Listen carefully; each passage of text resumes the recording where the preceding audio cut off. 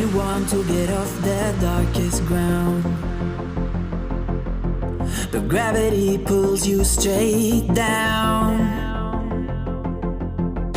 Earth from a bird's eye view. You should grow feathers and see this too. When you want to get off the darkest ground,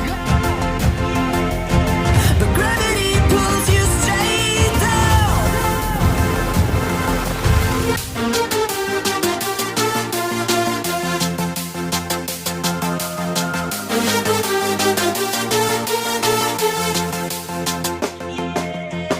When you want to get off the darkest ground,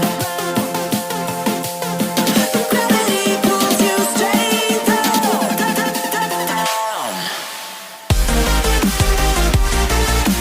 Clear sky.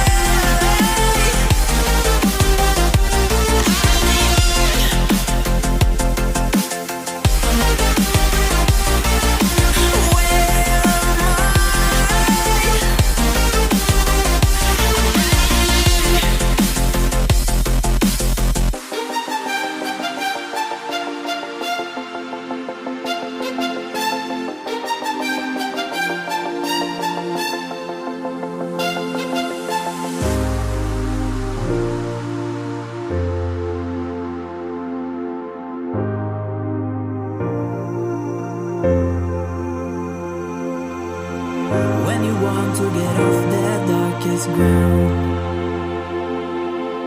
but gravity